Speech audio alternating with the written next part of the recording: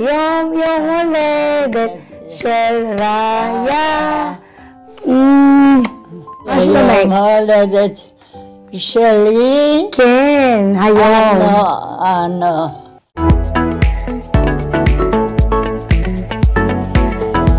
Hi Kabloves! Kamusta po kayong lahat? Today is 103rd birthday ni Lola. So bumili po tayo ng cake dito at yan, binilang ko rin po siya ng flowers para matuwa naman si Lola. Eh, pasensya na kayo sa aking boses dahil kung sino sa inyo ang nakapanood ng aking New Year celebration, namalat tayo sa Ilat. Nag-celebrate po tayo ng New Year sa southern part ng Israel, kaya ganito yung boses natin. Pero thank God kasi unti-unti na tayong umu-okay, nakakatulog na rin tayo na maayos, though yung aking boses hindi pag-ano bumabalik.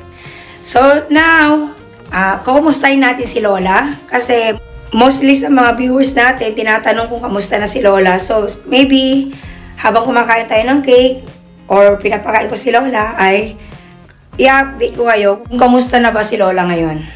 Yan. Kung mag-iiyakan ba tayo or what. Tingnan natin. Tingnan nyo, kaya po uminom ni Lola. Kaya pa niya, diba? Harbe Mazalto, Briale. Masakit na ulo niya. Harbe Mazalto. Toda. Mashlomek, Ekat Margisha. Labia. Nebali. Marami nang masakit kay Lola. Okay, kantahan muna natin si Lola ng kaunti.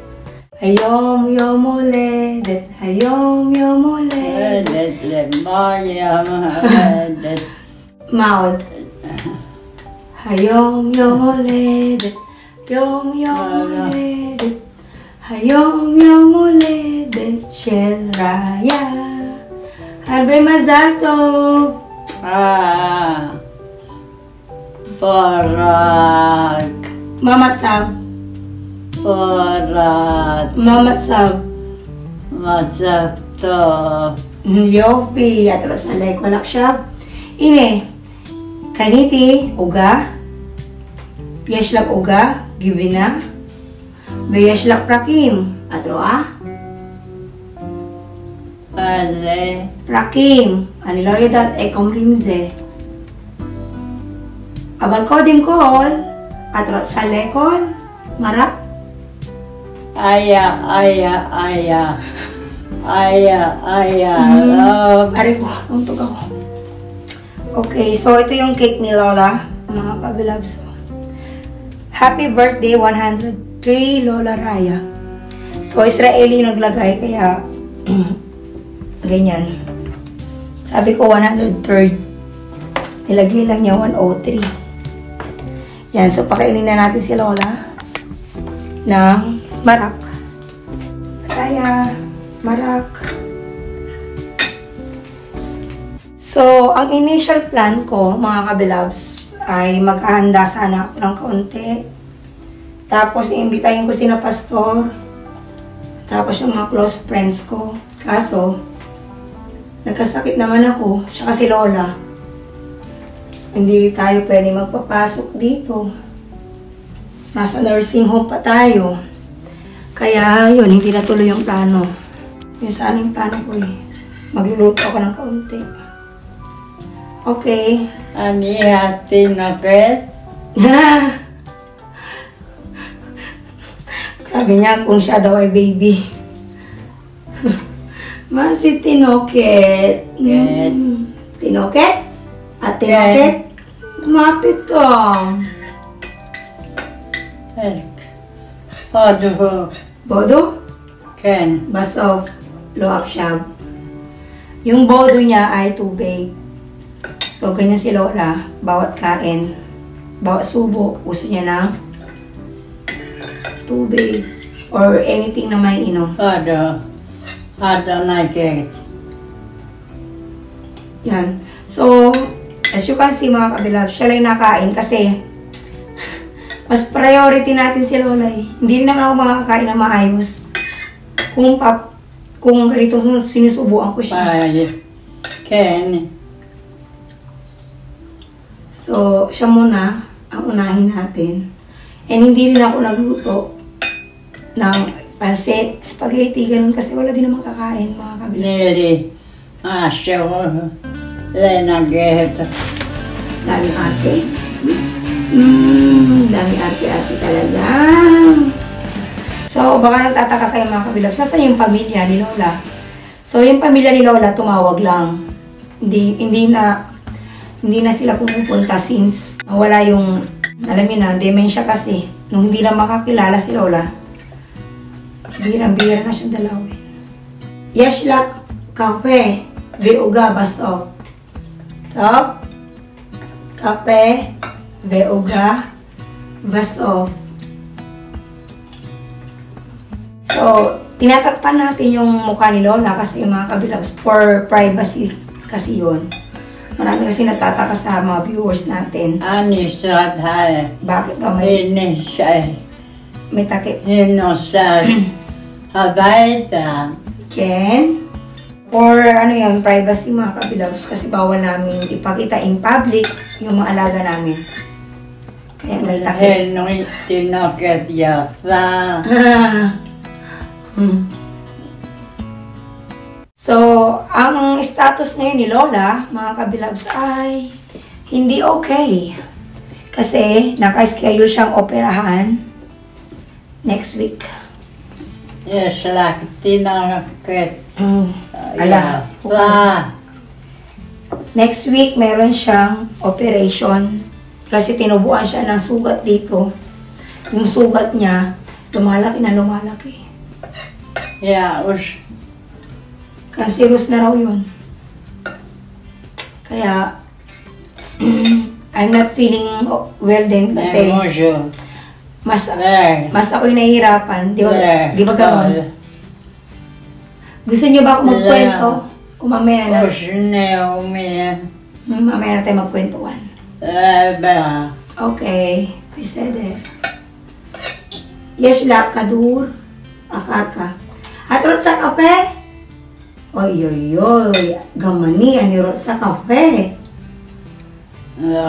Lorot sa kape, yes, uga. Ini. Yes, uga, gadol. Yes, kape. Betak.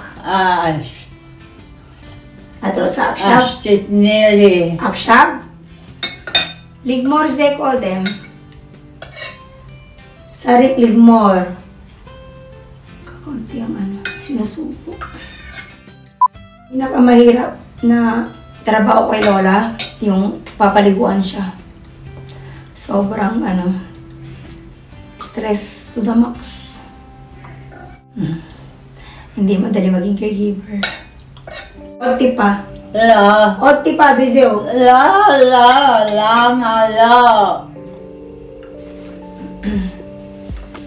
May magagawa ka pa ba pag ginanyan ka na?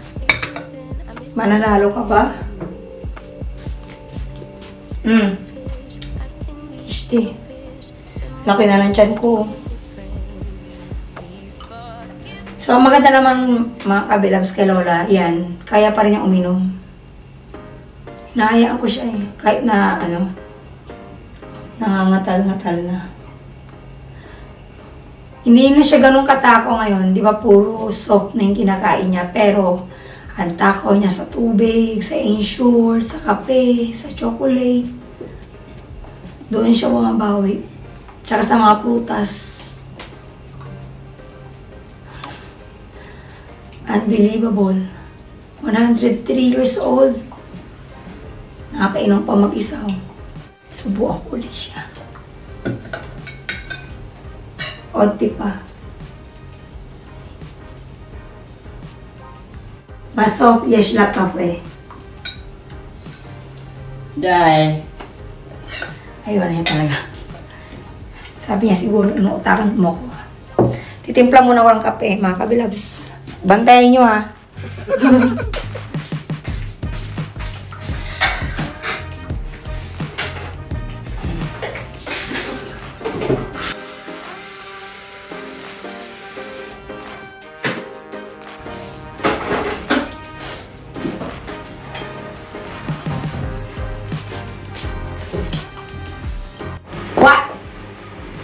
Shab, animiki na kape. Yopi. Yes, yopi. Okay, let's slice the cake. Ito na yung kape natin. Tada! Oh, ha?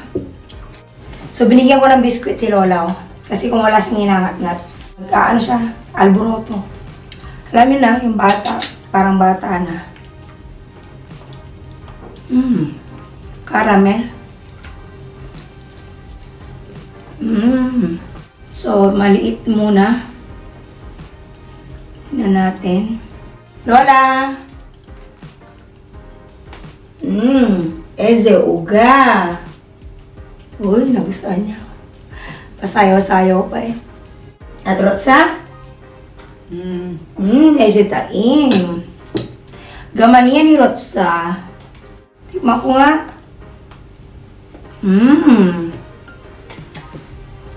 Uga.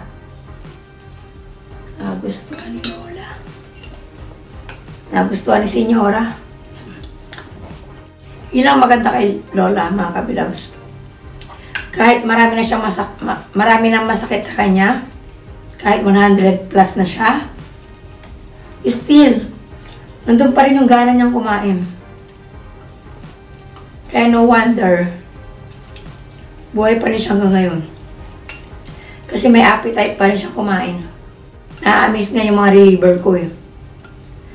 Kasi, malakas para kumain, nakakain pa mag-isa.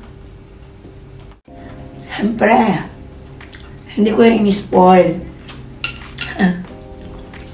Minsan kasi, nakasalari din kasi sa caregiver. Kung ang alaga natin ay, minsan, kahit kaya pa nila, hindi na nila ginagawa kasi ini-spoil sila minsan ng mga caregivers. Rota. Me.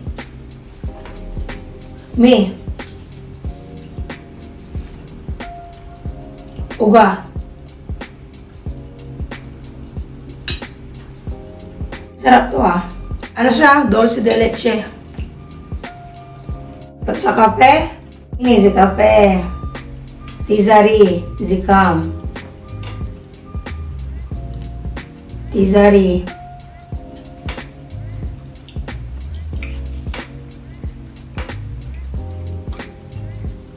Slow motion eh. Slow motion.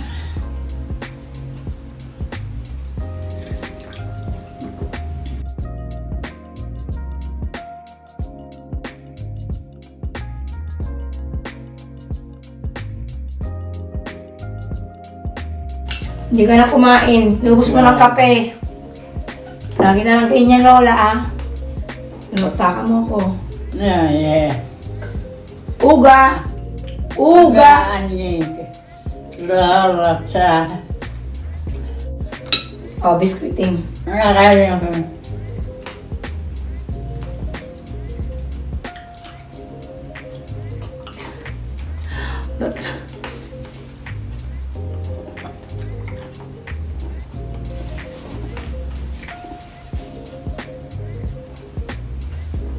Uy, naantok na. Mese po. Rat, ani. May nakikita si Lola. Yun ako natatakot sa kanya eh. Kung sino nakikita niya. Zeo. So, ganito lang ang birthday ni Lola. Wala tayong magagawa. Yung dadalawa anak ni Lola, mga kabilabs. Yung lalaki, yun yung balabait ko or siya yung employer ko. Siya yung nagpapasahod sa akin. Kaso sa kasawiang palad, namatay na siya 3 years ago. Hindi alam ni Lola, hindi namin pinasabi. Kasi madidepress lalo. Kasi favorite na anak niya yun eh. Yung isa namang anak ni Lola na babae, dalawa anak niya, tinakwil niya kasi yon nung kabataan. So hindi sila in good terms. Kaya ngayon, ganito, any occasion, hindi yun tumatawag. Yung anak niyang yun. So, bali, ang employer ko ngayon, yung asawa nung namatay. In short, manugang ni Lola, ang employer ko. siya lahat. Halimbawa, may kailangan ako, may problema dito, siya yung tinatakbuhan ko. Ang tawag namin dito, balabay. Balabay. So, kamusta na ba si Lola ngayon mga kabilabs?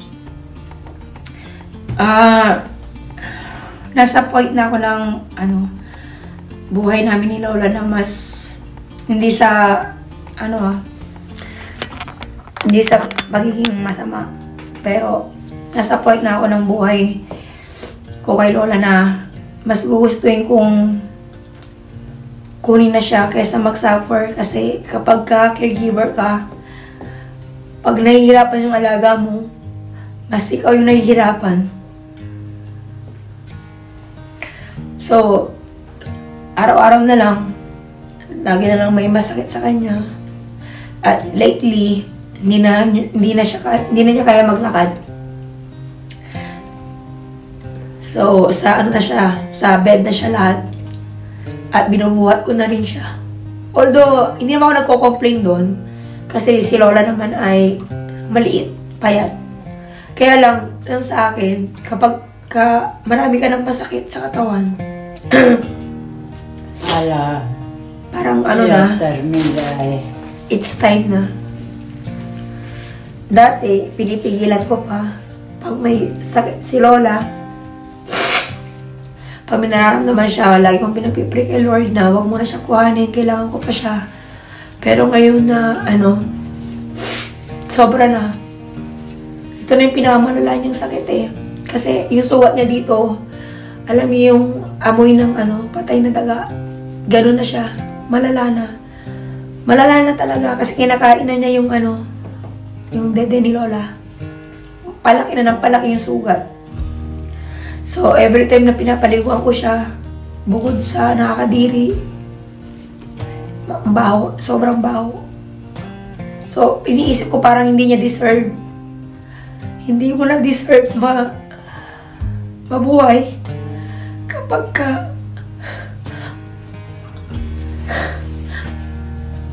so yun, kapag ka nag-suffer ka na sa sakit at ganitong edad na parang hindi na worth it na ipag-pray mo kay Lord na bigyan pa siya ng mamang buhay. Kumbaga, hindi na siya appropriate na ipag-pray mo kay Lord na kailangan mo pa siya. Kasi nagka-suffer na rin siya eh.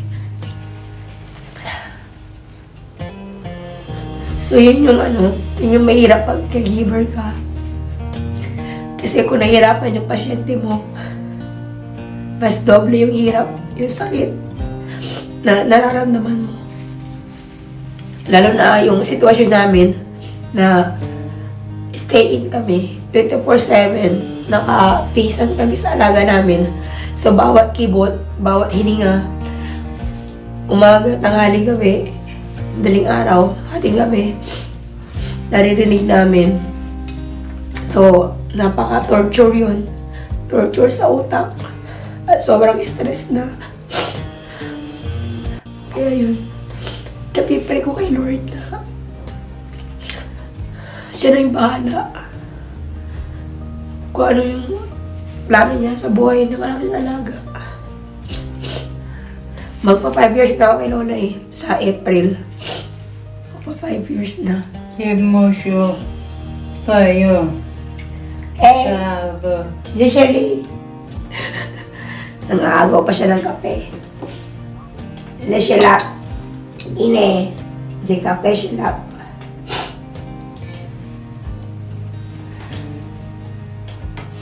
So yun yung update ko kay Lola ngayon. Malamang last birthday na namin to together. Naramdaman ko.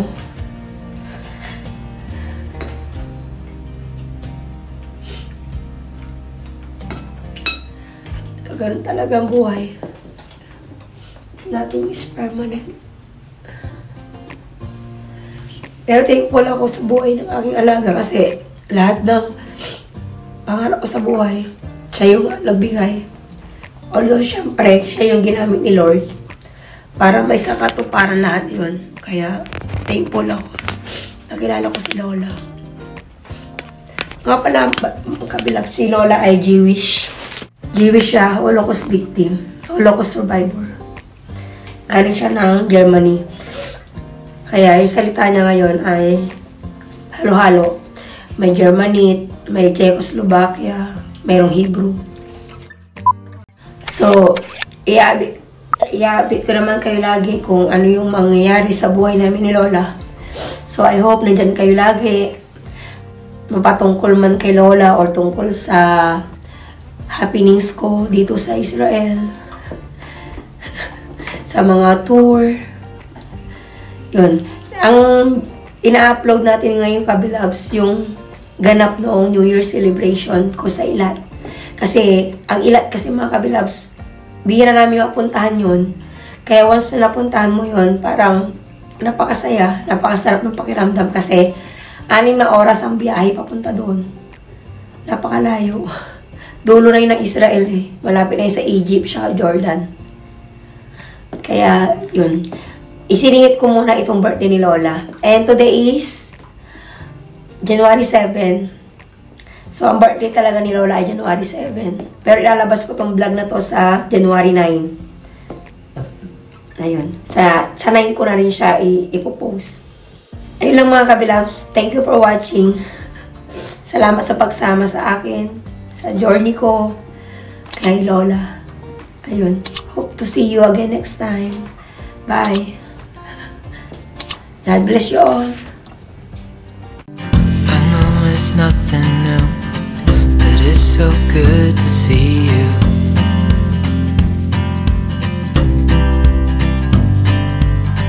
We do this every day, and I'm still so amazed by you.